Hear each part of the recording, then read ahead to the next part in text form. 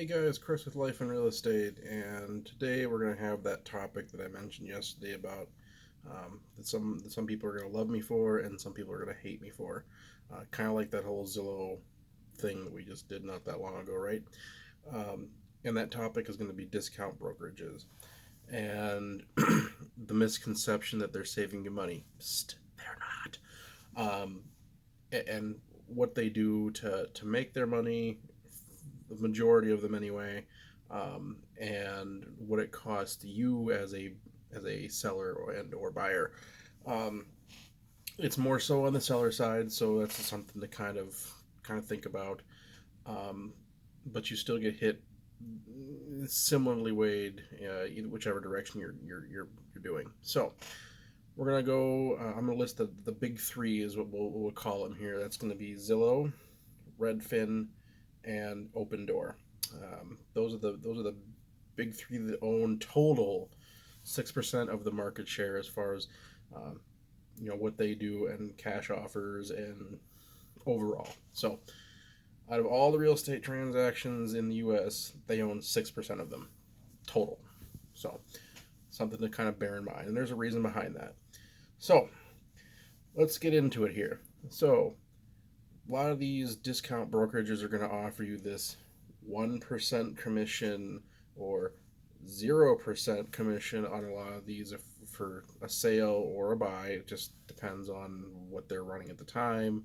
And some of them, it's just their standard practice that they do 0 or 1%.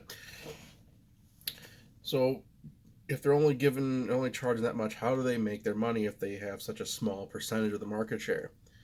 Well, what they don't really tell you until you really get into the fine print and after you've generally have already signed a contract, and let's be honest, most folks when they're looking for a cash offer and such, and they're willing to take it, they aren't reading the fine print, um, and things of that nature, and that's kind of where it's beneficial to have a professional who knows how to read the contracts and see this kind of stuff and advise you, even if you decide to still go down that road. At least that way you're well informed.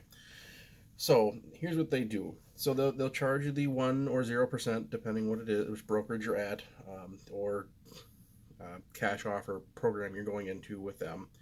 Um, what you don't see is you get hit with what's called a convenience fee, and that's where the real money comes into play for them. And that convenience fee can be anywhere from 5%, and I've seen it all the way upwards to 13%, depending on which one you're talking about. And I'm not going to get into specifics as to who does what, um, but that's how they kind of nail you, hard, in a not so fun way, and you don't usually realize it till closing comes. You're like, well, hey, I thought I was only paying you 1%. Where's this other large chunk of money going?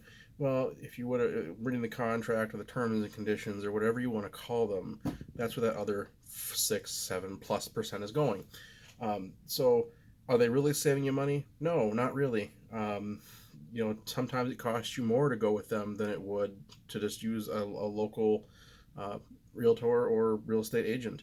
Um, you know, I'm not going to say there's a standard out there because there's really not. It's kind of whatever you and uh, your agent and or client are, comfortable with discussing and agreeing to. So, I mean, there's a misconception out there. There's a standard percentage, and that's not true. That's when you start talking about standards versus commissions and things, you start delving into a territory noted for antitrust, and that's not a fun thing to deal with. So that's why I always say it's negotiable. It's between you and your agent and or your client, depending which side you're on. Um, so if somebody's telling you that there's a standard, like, oh, it's a 3% pretty standard, or 6% for listing, or whatever, it's not true. There's no such thing as a standard commission. It's whatever you and your party agree to. So on that note, now, why do Zillow and Open Door and Redfin get as much business as they do or as much interest? It's because of the cash offer most of the time. Um, and it's that misleading advertising thing that we discussed before, right? Where they say they're only giving you a 1% commission charge, but you're getting nailed somewhere else, right? So, um, that's how they rope a lot of people in. That 1% sounds real good until you get down to the nitty gritty, and it's not so good. So, it's one of the things I think that a lot of folks need to be educated on, and they need to be conscious of if they're going to go out and look at those as far as like an opportunity goes. Um, I personally have had some not so fun experiences with them, um, and I've had a multitude of people who could have been clients decide to go down that road and then realize, oh God, I screwed up. Um, so I don't want to see that happen to folks. You just need to be, if you're going to go in that, just go into it fully aware that they make their money from somewhere, and it's not that 1% or 0% commission. They're going to hit you with convenience, because that's what they're being convenient to you. That is what they are doing. Um, it's just you got to be careful about that kind of stuff. Um, and that's really all I can say on that subject. And that's another part of the reasons why I dislike them, is that it's a little dishonest in my personal opinion. Um, as far as companies go, like, don't get me wrong, they're like geniuses for their advertising. I just wish they were a little bit more upfront with the folks that they're roping in, so that they're fully aware what they're getting into. Um, and because it's in a contract and it's signed, there's not a lot that somebody can fight against, kind of thing. That's what makes it kind of devious and shitty to me, um, which is why I try to avoid them. And I honestly believe that you should try to as well, if you're really looking for, a lower commission charge, or something to that effect.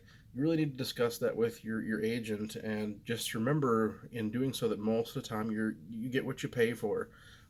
If you want a lower commission, um, that there's costs involved in a lot of things, and if the commission's not high enough, that may limit what the agent can afford to do. I guess could be, for lack of better words.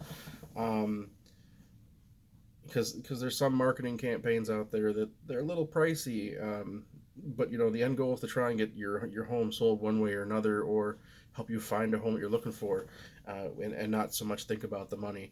um, it just kind of, you don't want to tie your agent's hands either by kicking him in the shins.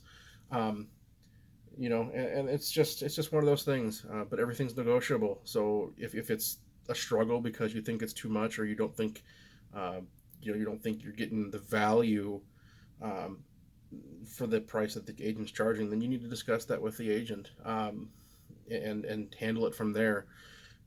Because even if it's not the full value, if you can negotiate it down, it's still better than going to one of these discount folks, right? So I kind of want you to keep that in mind, um, and be conscious of what you're doing, when you're out there talking with your agent or looking at these kinds of places, because I don't want to see anybody fall down that rabbit hole and wonder, oh, I really screwed up. I could have got a much better deal if I had just worked with an agent. And it does happen more often than not. So, and like I said before, there's a reason they have 6% market share, and that's a low number for a reason. It's because 9 times out of 10, somebody's still going to go down the traditional road. It's just how it is, and it's usually because it's better for whichever side of the deal you're looking at. And I don't think there's a better way I can describe that. So I hope you find that information helpful. Um, if you have any further questions on it, drop a comment down below or send me a message on my Facebook page. I will be happy to answer any questions you have. Um, and I mean, I'm not here to say, give me your business. If you want to ask me some questions and you decide that you want to use me for something, cool. If not, that's cool too. I'd rather you be informed than not. So we'll leave it there. It's Father's Day weekend this weekend, so all your fathers out there, have a happy Father's Day. And I'll see you guys again on Monday for another video. Take care, stay positive, stay blessed, and I'll see you in the next one.